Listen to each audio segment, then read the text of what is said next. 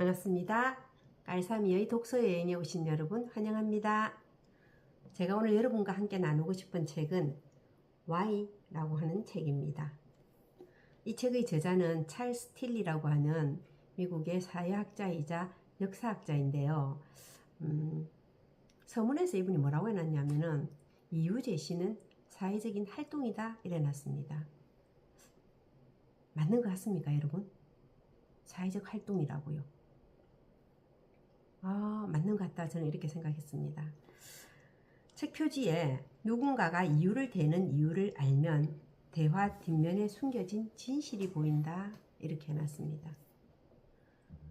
아이들이 엄마한테 늦었을 경우에, 또 내지는 먹지 말라는 걸 먹었을 경우에, 숙제를 다 안 했을 경우에 우리는 이유를 막 댑니다. 내가 이렇게 하랬는데 저렇게 하랬는데 이런 얘기들을 하죠. 그리고 또 친구하고 약속을 했는데 늦었을 경우 막 이런저런 이유들을 댑니다. 그리고 회사에다가 만약에 늦었을 경우에 이유를 대죠. 다릅니다. 근데 여러분, 친구들에게는 비교적 솔직하게 얘기하는 편이긴 하지만 상하관계에서는 우리가 내가 아침에 늦잠을 자서요 하고 말할 수는 없잖아요. 그죠? 그럴 때는 선의의 거짓말이라는 이름으로 변명이나 핑계를 대거나 뭐 이렇게 하죠. 그죠? 그래서 이유 제시는 사회적인 활동 맞습니다. 왜냐하면 우리는 사회적 동물이기 때문에 그와의 좋은 관계를 유지해 나가기 위해서 끊임없이 이유를 대는 거죠. 그렇다면 우리는 늘 진실을 말할까요? 그렇진 않은 것 같습니다. 우리는 계속 이유를 얘기합니다. 제가 이제 결혼한 지 지금 35년 됐거든요. 결혼하기 전에 남편이 저한테 이렇게 얘기했습니다. 결혼한 지 10년 이상 된 부부들 중에서 하루에 10분 이상 대화하는 부부는 이혼율이 굉장히 낮다고 신문에 나와 있더라고요. 그래서 하루에 10분 대화하는 것을 원칙으로 했으면 좋겠어요. 이렇게 얘기했습니다. 저는 그때 이렇게 생각했습니다. 아이고, 무슨 하루에 10분만 대화하려고 1시간도 대화할 수 있을걸 이렇게 생각했습니다. 그런데 10분 이상 대화하자는 그 약속이 지켜지려고 하니까 굉장히 쉽지 않다는 것을 결혼하고 한 2, 3년 지났을 때 저는 알게 되었습니다. 대화의 화제가 없어지고 있다는 것을요. 늘 일상이 반복되는 상황 속에서 10분 이상 대화하는 거 쉽지 않더라고요. 혹시 이 강의를 들으시는 분 중에서 결혼한 지 10년 이상 됐는데 10분 이상 대화하시는 분 있으시겠죠? 하지만 참 쉽지 않더라고요. 그래서 저는 어느 날 생각했습니다. 어떻게 하면 하루에 10분 이상 대화할 수 있을까? 왜 우리는 그럼 그런 대화를 해야 될까? 단지 이혼을 안 하기 위해서 그건 아니잖아요. 좋은 관계를 지속적으로 유지하기 위해서라는 거죠. 하루에 10분 이상 대화를 한다는 것은 바깥에 있었던 이야기를 할 수도 있지만은 공통의 주제를 가지고 서로 다른 관점으로 보는 것을 이야기하는 것을 말하잖아요. 그랬을 때 뭘 알 수 있을까요? 상대의 생각을 알 수 있다는 거죠. 상대의 생각을 알 수 있고 상대가 그렇게 하는 행위를 알 수 있으면은 피할 거는 좀 피할 수 있고 내가 좀 적극적으로 할 수 있는 부분도 알 수 있는 거죠.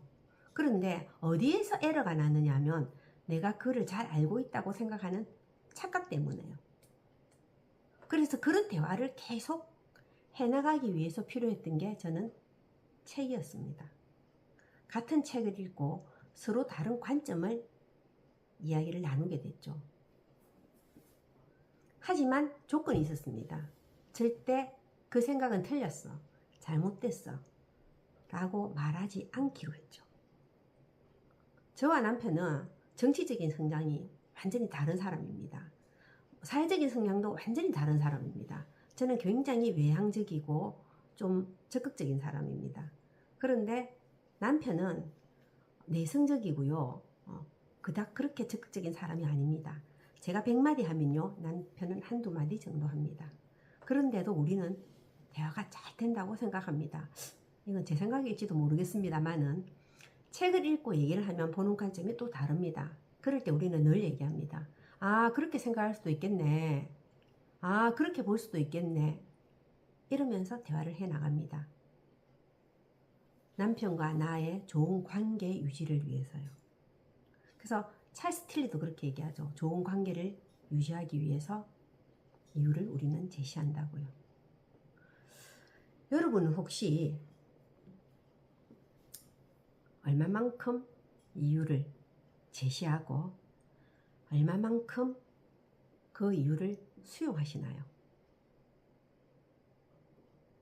나의 이유가 상대에게 납득이 되어야 하듯이 상대의 이야기도 저에게 납득이 되어야 되겠죠. 그죠? 그럴 수 있겠다는 것으로.